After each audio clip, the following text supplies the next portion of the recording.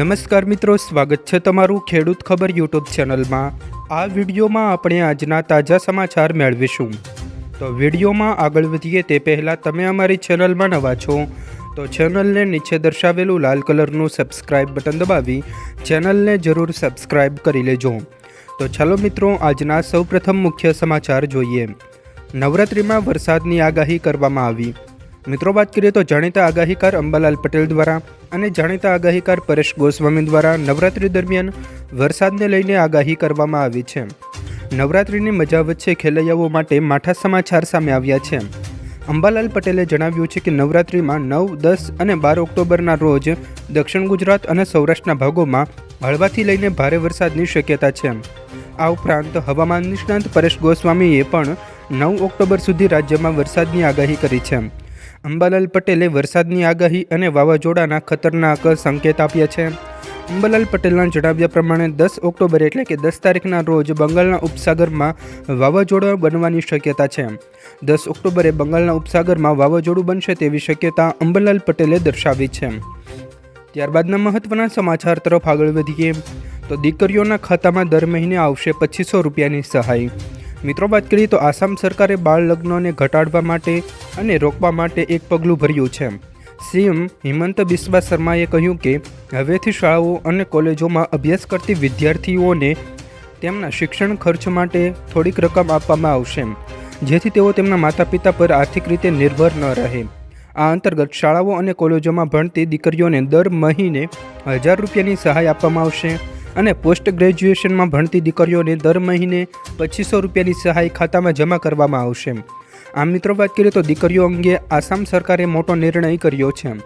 ત્યારબાદના મહત્વના સમાચાર તરફ આગળ વધીએ તો ખેડૂતો માટે આવ્યા મહત્વના સમાચાર। ખેડૂતોને મશીન, વીમો અને પૈસાની મદદ મળશે। મિત્રો, વાત કરીએ તો રાષ્ટ્રીય ખાદ્ય અને તેલંબિયા હેઠળ ખેડૂતોને સૂક્ષ્મ સિંચાઈ, કૃષિ મશીનો, પાક વીમો, મધમાખી ઉછેર અને કૃષિ લોન જેવી યોજનાઓનો લાભ આપવામાં આવશે। પ્રોસેસિંગ યુનિટને એગ્રી ઇન્ફ્રા ફંડ દ્વારા નાણાકીય સહાય પૂરી પાડવામાં આવશે। ખેડૂતોમાં જાગૃતિ વધશે।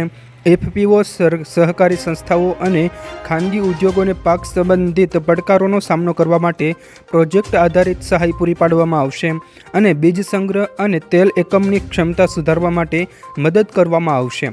આમ મિત્રો, વાત કરીએ તો ખેડૂતોને મશીન, વીમો અને પૈસાની સહાય સરકાર દ્વારા કરવામાં આવશે। ત્યારબાદના મહત્વના સમાચાર તરફ આગળ વધીએ તો ખેડૂતોને તેલંબિયા પાકોના બિયારણ મફતમાં મળશે।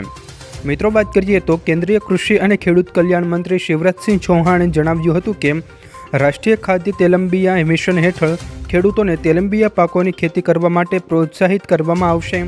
તેલંબિયા પહેલ હેઠળ ખેડૂતોને મફત બિયારણ આપવામાં આવશે। તેમણે કહ્યું કે સરકાર નવા મંજૂર થયેલા રાષ્ટ્રીય ખાદ્ય તેલંબિયા મિશન હેઠળ 21 રાજ્યોમાં આ મફત સિસ્ટમ લાગુ કરશે, જેમાં ગુજરાતનો પણ સમાવેશ થાય છે। 347 જિલ્લાના ખેડૂતોને મફત સર્વોદક આધાર અને પ્રમાણિત બીજ પ્રદાન કરવામાં આવશે, એટલે કે ખેડૂતોને તેલંબિયા બિયારણ મફતમાં આપવામાં આવશે। આ ઉપરાંત મિત્રો, વાત કરીએ તો રાષ્ટ્રીય ખાદ્ય તેલંબિયા મિશનનો પ્રાથમિક ઉદ્દેશ્ય 2030થી 2031 સુધીમાં તેલંબિયાનું ઉત્પાદન 39 મિલિયન ટનથી વધારીને 69 મિલિયન ટન કરવાનું છે। આ મિત્રો, વાત કરીએ તો ખેડૂતોને મફતમાં બિયારણ સરકાર દ્વારા આપવામાં આવશે। ત્યારબાદના મહત્વના સમાચાર તરફ આગળ વધીએ તો પીએમ મોદીની મોટી જાહેરાત કરવામાં આવી। મિત્રો, વાત કરીએ તો ભારત સરકારે દેશના નાગરિકો માટે ઘણી યોજનાઓ ચલાવી છે। દેશના કરોડો લોકોને સરકારી યોજનાઓનો લાભ મળે છે। મોટાભાગની સરકારી યોજનાઓ દેશના ગરીબ અને જરૂરિયાતમંદ લોકોને ધ્યાનમાં રાખીને લગાવવામાં આવશે। ભારતમાં ઘણા કામદારો અસંગઠિત ક્ષેત્રમાં કામ કરે છે, જેમની આવક અને પેન્શન બિલકુલ સ્થિર નથી। આવા લોકોને મદદ કરવા માટે ભારત સરકાર એક સ્કીમ ચલાવે છે, જે અંતર્ગત આ મજૂરોને દર મહિને 3000 રૂપિયાનું પેન્શન આપવામાં આવશે। આમ મિત્રો, વાત કરીએ તો પીએમ મોદી દ્વારા મોટી જાહેરાત કરવામાં આવી છે। ત્યારબાદના મહત્વના સમાચાર તરફ આગળ વધીએ તો કેન્દ્રીય મંત્રી CR પાટીલની મોટી જાહેરાત। મિત્રો, વાત કરીએ તો સુરતમાં કેન્દ્રીય જળશક્તિ મંત્રી CR પાટીલે મોટી જાહેરાત કરી છે। તેમણે કહ્યું છે કે પાણી ભરાય તેવા સ્થળ બતાવવામાં આવશે તો સરકાર બોરિંગ કરી જશે। તેમણે કહ્યું કે રાજ્યમાં પ્રથમ તબક્કામાં 26000 જેટલા બોર બનાવવાનો સરકારનો સંકલ્પ છે। ખેડૂતોને તેમના બંધ થયેલા બોર શરૂ કરવા માટે 90% જેટલી સહાય આપવાની જાહેરાત તેમણે કરી છે. CR પાટીલે કહ્યું કે જ્યાં વધારે પાણી ભરાય છે ત્યાં બોર બનાવવાથી બે ફાયદા થશે. એક તો રસ્તા તૂટતા અટકાવી શકાશે અને બીજું પાણી ભરાવાની સમસ્યા કાયમી છુટકારો મળશે. આ મિત્રો વાત કરીએ તો કેન્દ્રીય મંત્રી CR પાટીલે મોટી જાહેરાત કરી છે. ત્યારબાદના મહત્વના સમાચાર તરફ આગળ વધીએ તો 3 બેંકોએ FDના દરમાં સુધારો કર્યો. મિત્રો વાત કરીએ તો ઓક્ટોબર મહિનાની શરૂઆત સાથે કેટલીક બેંકોએ તેમના FD દરોમાં ફેરફાર કર્યો છે. Punjab national bank, Punjab and Sindh bank, bank of બરોડાએ તેમના FD દરોમાં સુધારો કર્યો છે. આ બેંકોના ગ્રાહકોને હવે FD પર 8.05% સુધી વ્યાજ મળશે. જો કે આ તમામ વ્યાજ દરો 3 કરોડ રૂપિયાથી ઓછીની FD પર લાગુ થશે. આ દરો 1 ઓક્ટોબર 2024થી લાગુ થશે. ત્યારબાદના મહત્વના સમાચાર તરફ આગળ વધીએ. કોલકાતા જુનિયર તબીબોએ ફરી વખત શરૂ કર્યો ઉપવાસ. મિત્રો વાત કરીએ તો કોલકાતાની આરજીકર મેડિકલ કોલેજમાં તાલીમાર્થી ડૉક્ટર પર બળાત્કાર અને હત્યાના વિરોધ હજુ ચાલુ છે. આ દરમિયાન જુનિયર ડૉક્ટરોએ દુર્ગા પૂજાના 3 દિવસ પહેલાં એટલે કે શનિવારે સાંજે આમરાંત ઉપવાસ શરૂ કર્યો હતો. ડૉક્ટરોએ કોલકાતા ધર્મતાલમાં ડોરીના ક્રોસિંગ ખાતે તેમનો વિરોધ શરૂ કર્યો હતો અને બંગાળ સરકારને તેમની માંગણીઓ પૂરી કરવા માટે 24 કલાકની સમય મર્યાદા નક્કી કરી છે. ત્યારબાદના મહત્વના સમાચાર તરફ આગળ વધીએ તો ભક્તો માટે મહાકુંભ સ્પેશિયલ ટ્રેન દોડાવવામાં આવશે. મિત્રો વાત કરીએ તો આગામી 13 જાન્યુઆરીથી ઉત્તર પ્રદેશના પ્રયાગરાજમાં મહાકુંભ મેળાનો પ્રારંભ થવા જઈ રહ્યો છે. ગુજરાતમાંથી 1 લાખ શ્રદ્ધાળુઓ સામેલ થશે એવો અંદાજ લગાવવામાં આવ્યો છે. જેથી રેલવે દ્વારા કુંભ સ્પેશિયલ ટ્રેનો દોડાવવાનું સમયપત્રક તૈયાર કરવામાં આવી રહ્યું છે. 80 સ્પેશિયલ ટ્રેનો દોડાવવાનો પ્રસ્તાવ રેલવે બોર્ડને મોકલાયો હતો. જાન્યુઆરીમાં ઉત્તર પ્રદેશ માટેની મોટાભાગની ટ્રેનો અત્યારથી ફૂલ થઈ ગઈ છે. ત્યારબાદના મહત્વના સમાચાર તરફ આગળ વધીએ તો ગુજરાતના માથે વાવાઝોડાનું સંકટ તોળાયું. મિત્રો વાત કરીએ તો હવામાન નિષ્ણાંત અંબાલાલ પટેલે ફરી એકવાર વરસાદ અને વાવાઝોડાની આગાહી કરી છે. તેઓએ આગાહી કરતાં જણાવ્યું છે કે 17 ઓક્ટોબરે અરબ સાગર અને બંગાળની ખાડીમાં એક વાવાઝોડું બનવાની શક્યતા છે. આ વાવાઝોડું 19થી 22 ઓક્ટોબર દરમિયાન સુધીમાં વધુ એક્ટિવ થઈ જશે અને સૌરાષ્ટ્ર અને દક્ષિણ ગુજરાતમાં અસર કરશે. મિત્રો, સૌરાષ્ટ્ર અને દક્ષિણ ગુજરાતના દરિયાકાંઠાના વિસ્તારમાં ગાજવીજ સાથે ભારેથી અતિભારે વરસાદ પડશે અને ખૂબ જ ઝડપી પવન ફૂંકાશે.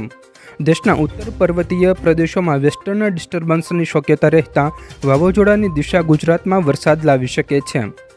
ત્યારબાદના મહત્વના સમાચાર તરફ આગળ વધીએ તો 2005 પહેલાંના કર્મચારીઓને મળશે જૂની પેન્શન યોજનાનો લાભ. મિત્રો વાત કરીએ તો ગુજરાત સરકારની કેબિનેટ બેઠક મળી હતી. આ અંગે મંત્રી ઋષિકેશ પટેલે માહિતી આપી હતી કે ગુજરાતના 2005 પહેલાંના કર્મચારીઓને જૂની પેન્શન યોજનાનો લાભ મળશે. કેબિનેટ બેઠક બાદ વિગતવાર તેની જાહેરાત થશે. કર્મચારી મહામંડળ અને સાથે તમામ મહામંડળના હોદ્દેદારો સાથે આ મુદ્દે ગત રોજ ચર્ચા થઈ હતી. બેઠકમાં જિલ્લા વિભાજન, ફિક્સ પે પગાર, કર્મચારીઓના પ્રશ્ન પર પણ ચર્ચા થઈ હતી. ત્યારબાદના મહત્વના સમાચાર તરફ આગળ વધીએ તો સરકારી કર્મચારીઓને મળશે મોટી ભેટ.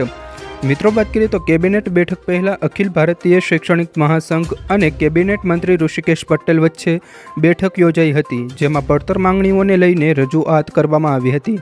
સામાન્ય રીતે કોઈ મહત્વના નિર્ણય લેવાના હોય ત્યારે જ આ પ્રકારે ઇમરજન્સી બેઠક બોલાવવામાં આવે છે. ત્યારે આજે આ બેઠકમાં રાજ્ય સરકાર દ્વારા મહત્વના નિર્ણયો લેવામાં આવ્યા હતા. 1/4/2005 પહેલાંના નોકરીએ લાગેલા તમામ કર્મચારીઓને જૂની પેન્શન યોજના હેઠળ લાભ આપવામાં આવશે. 7મા પગાર પંચના ભથ્થા સંદર્ભે પેન્ડિંગ પ્રશ્નના ઉકેલ પર લાવવામાં આવશે. 60,000થી વધુ કર્મચારીઓને જૂની પેન્શન યોજના લાગુ થશે. આમ મિત્રો વાત કરીએ તો 2005 પહેલાંના કર્મચારીઓને જૂની પેન્શન યોજના હેઠળ લાભ આપવામાં આવશે. ત્યારબાદના મહત્વના સમાચાર તરફ આગળ વધીએ તો આમ આદમી પાર્ટીની ગુજરાત વિસ્તરણ યોજના. મિત્રો વાત કરીએ તો ગુજરાતમાં આમ આદમી પાર્ટીએ શનિવારે સદસ્યતા અભિયાન શરૂ કર્યું છે. આમ આદમી પાર્ટીએ ડિસેમ્બર 2026 સુધીમાં 60 લાખ સભ્યોની આશા રાખી છે. ઈસુદાન ગઢવીએ જણાવ્યું હતું કે અમે QR કોડનો ઉપયોગ કરીને સરળ પ્રક્રિયા સાથે સભ્યપદ અભિયાન શરૂ કર્યું છે. તેમણે કહ્યું કે પાર્ટીમાં જોડાવામાં રસ ધરાવતા લોકોએ તેમના મોબાઈલ નંબર ફોન પર એક QR કોડ સ્કેન કરવાનો રહેશે. જો તેમને ફોર્મ ધરાવતી લિંક પર લઈ જશે અને ફોર્મ ભર્યા બાદ તેઓ સભ્ય બની જશે. આ પછી તેમને ઓળખ કાર્ડ પણ મળશે. આમ મિત્રો વાત કરીએ તો આમ આદમી પાર્ટીએ ગુજરાત વિસ્તરણની યોજના બનાવી છે.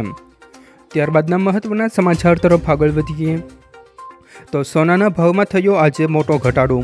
મિત્રો વાત કરીએ તો સોનાના ભાવ પર નજર કરીએ તો તેમાં ઘટાડો જોવા મળ્યો છે અને તે 76,005 પર ખુલ્યો હતો, જ્યારે ગઈકાલે 74,143ના દરે બંધ થયો હતો.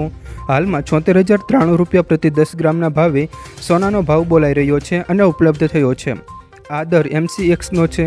આજના કારોબારમાં સોનું 74,124ની ટોચે પહોંચી ગયું હતું. ચાંદી હાલમાં મલ્ટી કોમોડિટી એક્સચેન્જ પર 200ના ઘટાડા સાથે 93,149ના દરે ઉપલબ્ધ થઈ છે. તો મિત્રો આ હતા આજના તમામ મુખ્ય સમાચાર.